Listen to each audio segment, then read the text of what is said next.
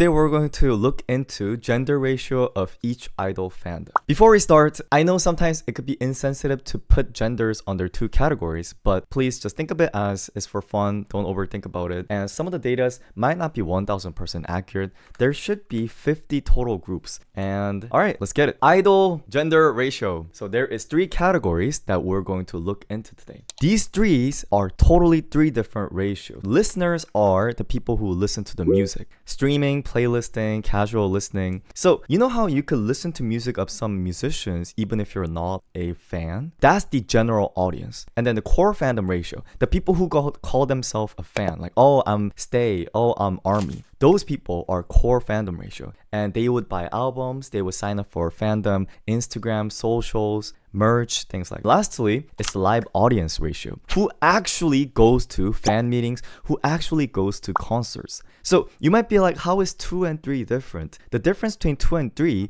is that there's also monetary difference and physical difference. What I mean by that is, have you guys ever been a fan of a certain group, but you don't have enough money to go to the concert? Or you live in the country where you can't go to their concert? Those kind of things would affect the in-person concert versus the fandom ratio. Alright, so let's start with boy group first. The boy group's tendency is the live audience usually becomes more female skewed as we go deeper and deeper into the fandom. Starting with BTS. You guys know BTS has big audience. In fact, among any groups that we're going to show today, BTS has the widest audience. So the listener, the people who listen to BTS music, 75 to 25, all right, mostly girls, but there's still majority of male population. Now when it goes to fans, like, oh, I'm an ARMY, then it goes lower. And interestingly, the live audience is 95 to 5. You guys are going to see this tendency.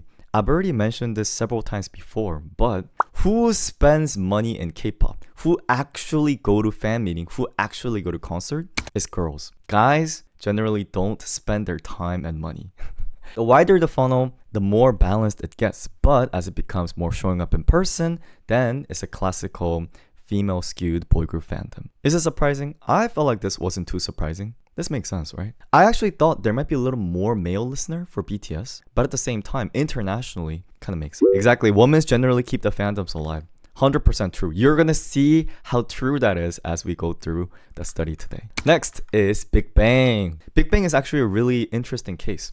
Listener for BIGBANG is 50-50. I don't know if you guys are familiar with BIGBANG, but the biggest thing about BIGBANG is that it's loved by all audience. I'm not saying BTS isn't, but BIGBANG just simply appeals to guys more than any other boy groups do. I think it's the sort of a cool power, as in they have more of a wannabe tendency, where boys want to be, oh, I want to be G-Dragon, or I want to be top, I want to be Taeyang. Yeah, you get the idea. And then again, when it comes to core fandom, then there's more girls. But interestingly, guys, there's a very interesting phenomenon where when you go to live audience, then there's actually a little bit rise in the male live audience, because the guys who like BIGBANGs, they're actually willing to show up to the concert. So they might not be going to fan meetings, or they might not be buying all the merches, but they will still go to the concert. So BIGBANG is the cleanest counter example to boy groups only have female fans. You know how sometimes people say, oh, only girls listen to guy groups?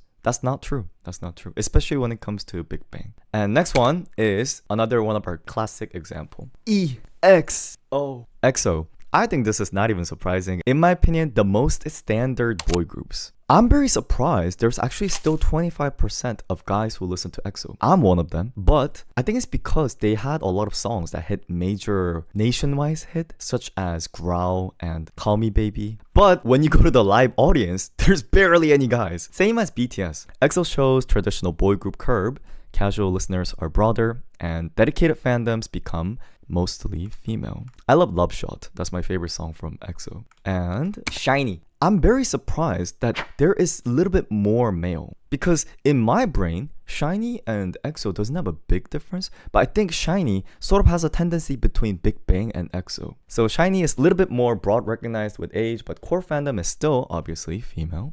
And they also recently made a comeback, I think, Atmos. So I think that was good. I checked the song out. You guys should try it. Who next? 17. Oh my gosh. 4.5% male audience. in live audience. That's crazy. So 17 is mature fandom with huge buying power and very female live attendance. Keras are one of the most strongest fandoms out there. Probably because 17 has been very solid group.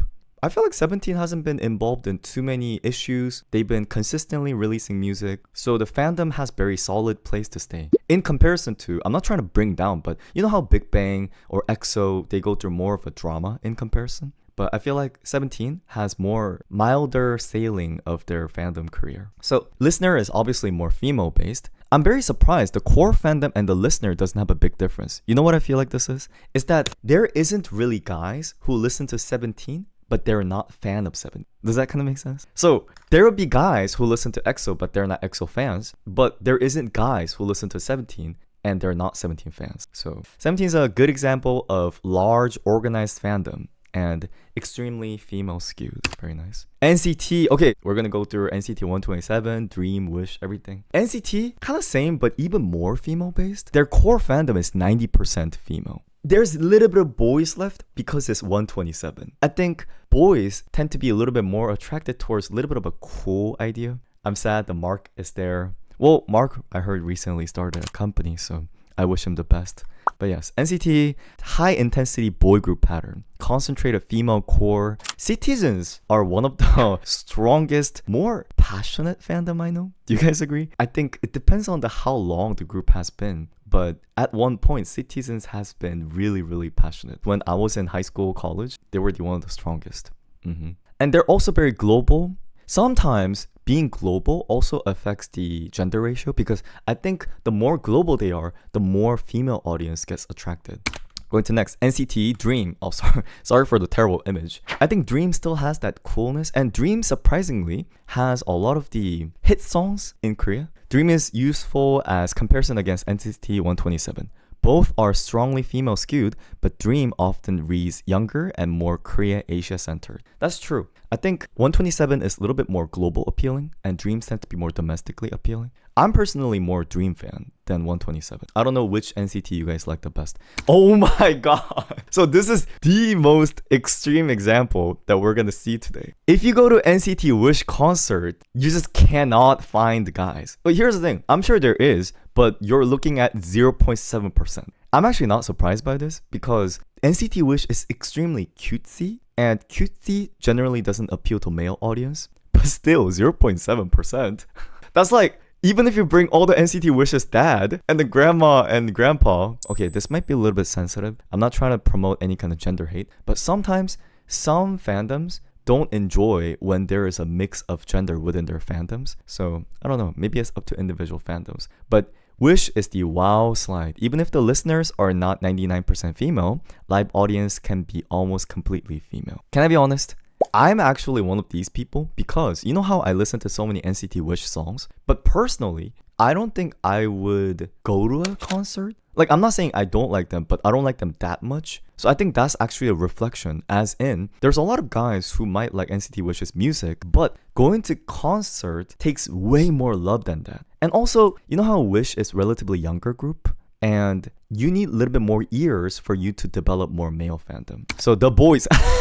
I'm surprised there's 33% of male music listeners. But the boys show why listener interest and live audience cannot be treated as the same thing. You know what the boys show? From what I know, this is one of those survival groups. Survival groups are generally going to be heavy female. And I'm very surprised. They have very surprisingly high male listening. Because I personally don't listen to any The Boys music. At least not as of now. Maybe I should take a listen. Maybe they have a lot of good songs. Stray Kids! Alright. Stray Kids global fandom with slightly more male presence than other many boy groups. So Stray Kids is still strongly female skewed, but compared to many boy groups, their performance/production image gives them slightly broader male listener base. Which makes sense. There's 9% people who go to Stray Kids concert. That makes sense. That makes sense. I think it's because, you know, difference between Wish, NCT Wish, and Stray Kids is the difference between cuteness versus coolness. And I think I've seen like a fan meeting of Stray Kids where this guy was shouting, "Hyunjin Hyung, you're good looking! Hyunjin, you're so handsome!" So a lot of guys also enjoy Stray Kids as well. And their core fandom and listeners generally tend to match up. Alright. ATEEZ. You know what I'm so shocked by? there are so many guy fans of ATEEZ. I thought ATEEZ would also be extremely female based. But surprisingly, ATEEZ has, again, maybe it's the cool image, international performance fandom with strong female core. But yes, ATEEZ is very popular, I think especially in Europe and North America. And global touring makes them useful for comparing Korea versus overseas. So 10% live audience and 20% male listener. Makes sense, makes sense. TXT, high boy group example where youth fandom and live attendance skewed female. TXT is the clean 4th gen case. Listener reach is broader, but the dedicated fandom and concert audience leans strongly female. Are you guys aware? Different generations of idol have different tendency, where a lot of the 4th gen idols has a good enough audience reach in comparison to 5th gen. Why are we getting this briefing? No, but if you look back at BIGBANG generation and SHINee, so the older the days, the more wider audience the male fandom had. But over the years, it's becoming more specified, if that makes sense. Like a deja vu. So I like TXT and they have 15%. Okay. ENHYPEN! Oh! My boys. Young global fandom. Thing is ENHYPEN fandom young? I don't know if engines are young anymore. They were, but don't we have some years under our belt?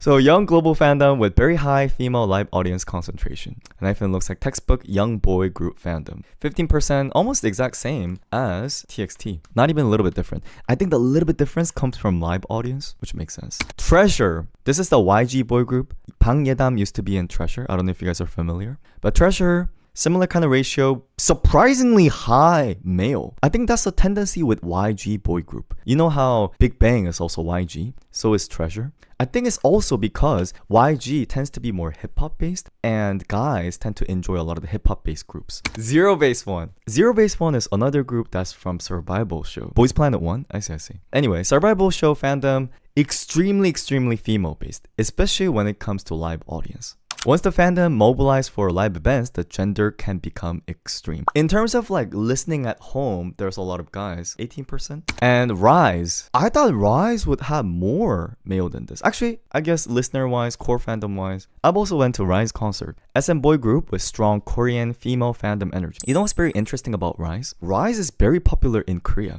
International fans don't realize how big RIIZE is. Because domestically, you know, RIIZE is on the same level as STAYC is, even above. They're very domestically popular, as well as I think in Japan. Also, relatively younger fandom, because it shows a current Korean boy group market. I think they're very standard boy group. TWS? Sorry for the blurry photo, I just had to quickly gather. Wait, what? Why does TWS have so many male audience? Actually, this is crazy ratio. So cleaner, lighter boy group image with broader male listener room. Do you guys know why? It's because TWS music had trended really strong within Korea. So you know the 첫 만남은 너무 어려워 and then Overdrive. Those songs hit very wide audience reach. And I think that's why they're able to have this more balanced ratio. Yeah, public friendly sound. And BOYNEXTDOOR. They also just made a comeback. I think, didn't they just came up with a music video for Viral? Initially, I didn't want to click on that song because of the title, but I think the song's genuinely good. Oh, I thought BOYNEXTDOOR would have a little bit more male audience because Zico produced them, and they're a little bit more hip-hop based. Relatable, BOYNEXTDOOR branding, live audience, still female skewed, approachable. I think their hip-hop image is also very strong. If you actually give BOYNEXTDOOR a little bit more time, male audience might grow over time. PLAVE, even though they're a virtual idol, still very boy group fandom, but just in a different platform. But beside the platform, they're same as any other boy group. PLAVE is not normal boy group versus girl group. The format is different, but the fandom behavior still appears to be highly female skewed. You haven't listened to PLAVE? PLAVE has a lot of good music. You should check it out. CORTIS, Netty, $5. I'm surprised the listener is only 20% male. I thought it would be 40% or even 30%. But yes, CORTIS is, in my opinion, sort of closer to BIGBANG and BTS. They have sort of a BTS tendency when it comes to fandom. I think not only are they a big hit under the same company, but what I mean by that is I don't think TXT has the same fandom sensation as BTS, but I think CORTIS has the same sensation as BTS. And best treated as early stage estimate, if the group grows into classic boy group fandom, then the live audience will likely skew more female than the listener base. Alright. I recently have been getting into KickFlip because one of the members, Donghyun, he's really good at singing. I have my eyes on him. And their 5th gen rookie, 85, 92%. Nice. Going to next.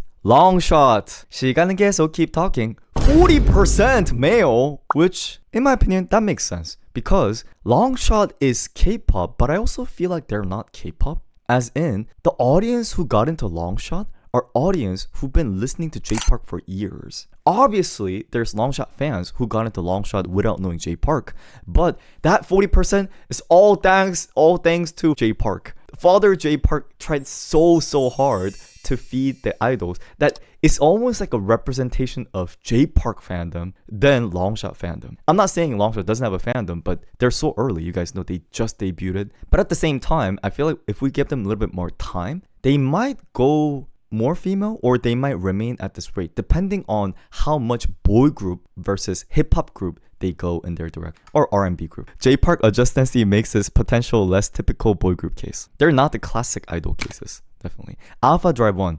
Do you guys know Alpha Drive 1? Yes, they're basically same as ZEROBASEONE in terms of the fandom tendency. I'm actually surprised they're 6% male because I thought Alpha Drive 1 would have less. But yes. And now, that was all the boy groups. And now girl groups. Okay. Sorry if it had been a little bit boring now. Because for boy groups, it's kind of very obviously expected. Oh, girls are gonna like the boy groups. Now, girl groups is when it gets interesting. Because you won't even know. Before we start, make a guess. Who do you think would listen to girl groups? Is it guys or is it girls? The answer actually depends on the concept of the group. Alright. Girl groups, starting with BLACKPINK. BLACKPINK in your area. Global girl group benchmark with female-leaning fandom behavior. They're sort of similar to BIGBANG position, except slightly more girl-loved. But still, 39% live audience is almost 3-2. And they're not necessarily male fandom. And I wouldn't even necessarily say they're only female fandoms.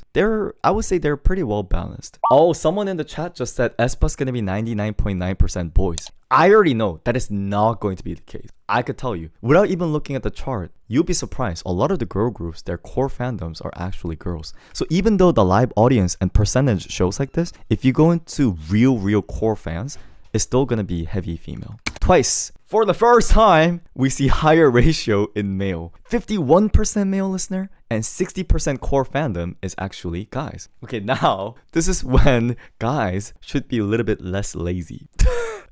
Where you see how the core fandom is 60% male, but the live audience is 48%? So even though there's more guy fans, us guys are just lazy. And they're also very older group. They have very strong fandom that's been maintained for a really long time. Useful historically, the older image was more male fan centered, but the current audience is more balanced with, yes. You know how when they debuted, the concept was a little bit more for the oppa fandom? But then nowadays, you know how Twice songs are a little bit more cutesy? And cutesy generally appeals to girl fandom. Red Velvet, 3rd gen, strong female. I actually thought Red Velvet would have more females. But Red Velvet is a good example of girl groups with strong female fandom because of music taste, concept, and long-term brand respect. I think members within the Red Velvet probably accounts for different gender ratio. What I mean by that is I feel like Irene would have a lot of male fans. Meanwhile, Joy would probably bring in more female fans. I don't know. I might be making wrong guesses. Don't take my words too seriously. And aespa. See, I told you. aespa, 4th gen girl group where women are central to both fandom and the image.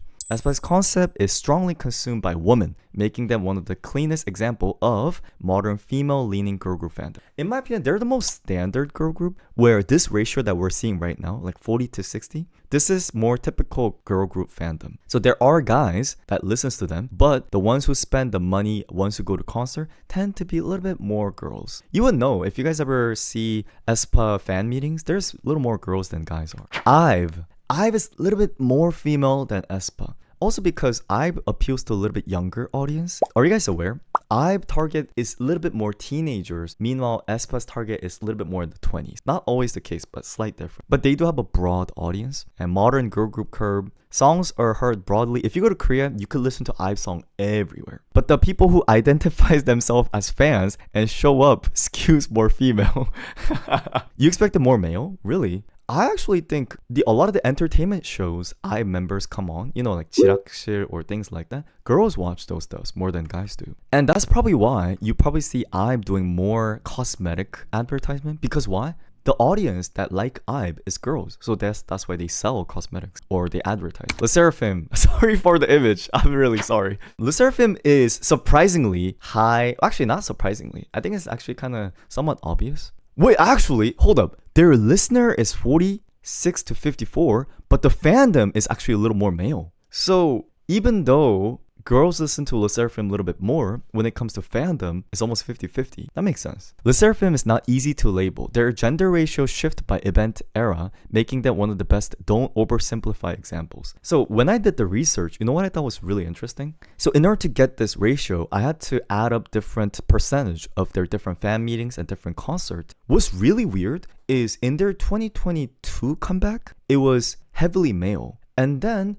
in their 2026 comeback, actually, I'm getting the years mixed up, and it was like heavily female. So depending on which concept they do, the fandom gender ratio change a lot, which makes sense. Because if you guys think about it, think about the crazy era or the blue beard era in comparison to Boombala era. I think the audience is totally different. As well as Spaghetti compared to Perfect Night. You guys get the idea. Okay, making an honest confession. I used to listen to SSERAFIM a lot, but now I don't really listen to their music anymore in terms of recent music. So that's probably why. NewJeans, even though they haven't released new music in the recent years, they're still public friendly and still mainly female fandom. One of the clearest reminders that huge general public girl group can still be very female-led in listening and fandom. Yes, this makes sense, right? This makes sense. But here's the thing. I think NewJeans' listener base is so big that even though it's only 35% male, that 35% male is probably bigger than other groups' male audience. ILLIT. What? Among the girl groups, this is the most extreme we've seen so far. I thought it would be like 90 to 10,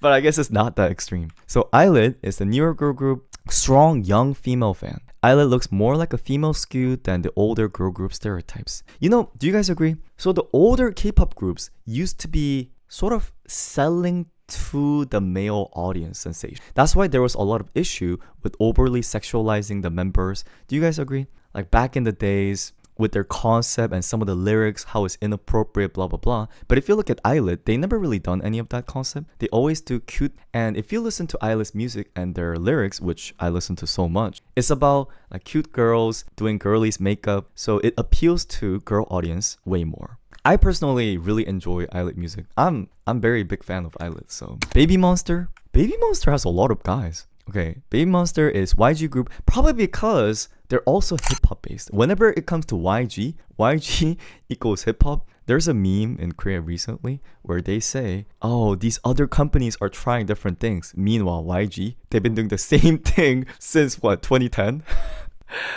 Teddy and, you know, Yang Hyun-seok, these guys doing same hip-hop. They really are there in the same exact way. Some people are saying they like that. Some people are saying they don't like that. There's a lot of talk around BABYMONSTER. But yes, BABYMONSTER is closer to the balance. YG performance image pulls both female and male listener. Kind of similar to 2NE1. I don't know if you guys know 2NE1. I-DLE. What is this ratio? Listener ratio can be balanced while the live fandom is female leaning. So the listener is actually a little more guys, but when it comes to actual fans, it's still girls. This is one of the strongest examples. Listener base is almost even, but live fandom behavior comes female skewed. I think it's because this is a little bit more in the sense of Chun So-yeon's power, because Chun So-yeon is able to make songs that appeals to all gender and all audience. That's why the listener tend to be almost equal. But when it comes to actually liking, then it just comes down to group's charm and members' charm. And I think they tend to appeal a little bit more to girls. Because you know how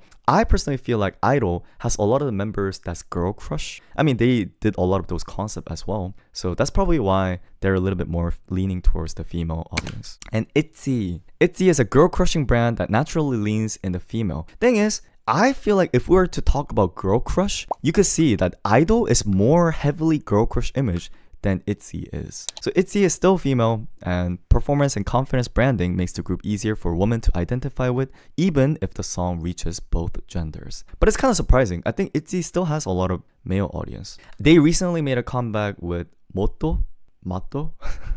Sorry if I'm pronouncing it wrong. I hope they could make a good commercial success as well. They have a lot of good singers in the group. So NMIXX is another JYP behavior. Core fandom likely leaning towards female, even though they probably appeal to a very broad audience. I think NMIXX has a very high public appealness nowadays. Do you guys agree? Especially with Blue Valentine, the more recent they get, the more wider audience they reach. NMIXX is useful as core fandom case. Strong performance can be created to female fandom, respect beyond casual listeners. Makes sense. Kiss Up Life. You know, I'm very surprised by this. I thought Kiss Up Life would be mainly guys. So I'm very surprised at the 71%. Is it just me? But yeah, excellent stereotype breaker. The image may look like it pulled male fans, but the live fandom actually is more female. Surprisingly female heavy. And Promise 9. Okay, this one is not surprising to me at all. I don't know if you guys know Promise 9, but Promise 9 is one of the strongest male fandom I ever seen in K-pop.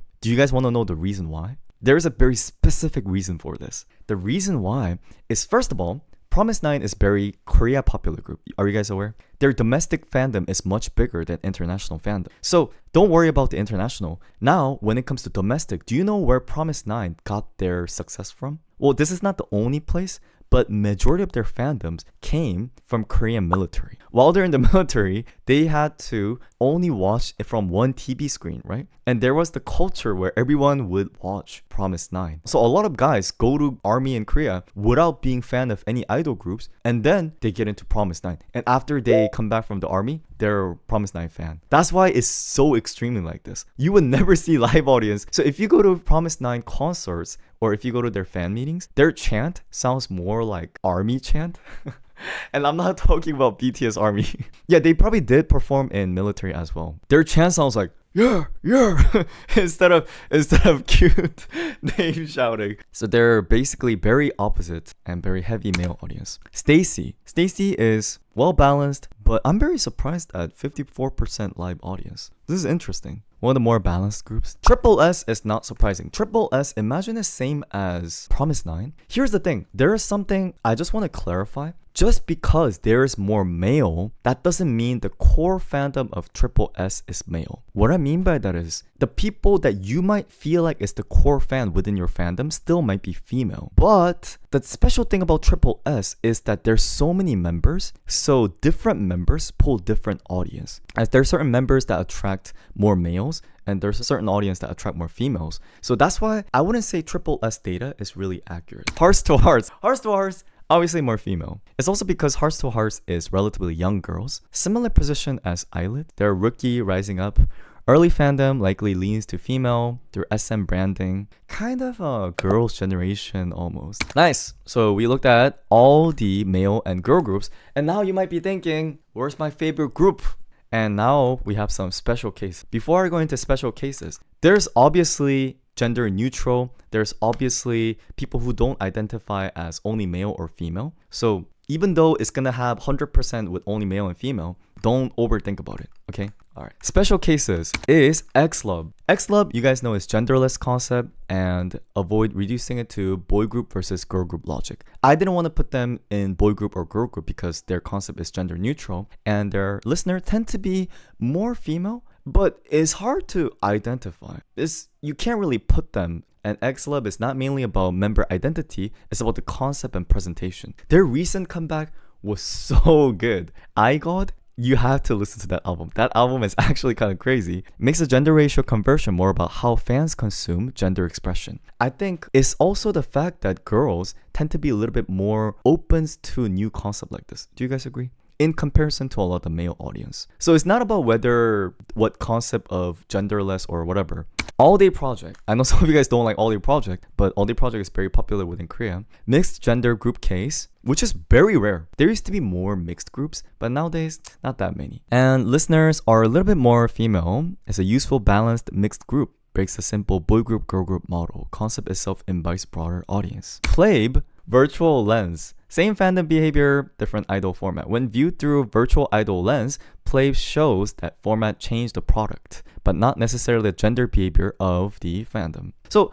we looked at PLAVE earlier, but it just kind of shocks when we see the strongly female dominated KATSEYE. So even though KATSEYE is not K-pop, I still include it in global K-pop adjacent girl group with female-centered pop fandom energy. I think their fandom is sort of similar to Charlie XCX. Would you guys agree? They're more of a American pop star rather than K-pop star tendency in terms of fandom behavior. Even though they also do have K-pop culture in a lot of the fandom. So it's kind of very new group.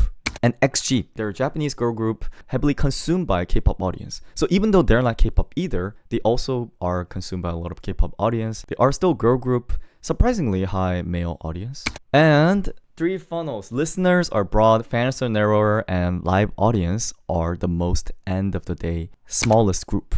And boy groups, female skew gets stronger live.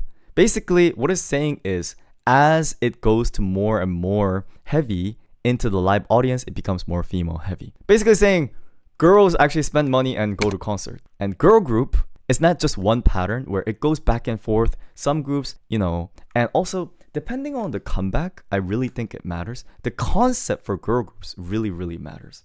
And contrast example is Wish versus Promise 9. Promise 9 is the most male-heavy audience. Meanwhile, Wish is the most girl-heavy audience. And I-DLE is the example where the listener audience was different from the concert audience. And SSERAFIM, they changed based on concept. And BIGBANG is the most balanced. Alright, that was a very, very long list. Thank you so much for watching together. Hopefully it wasn't too boring. Thank you. Hopefully I covered your favorite group. If it wasn't, then I'm very sorry. If you would let me know what your favorite group is. Oh my god, I didn't include P1 Harmony. Do we not do P1 Harmony? I'm so sorry.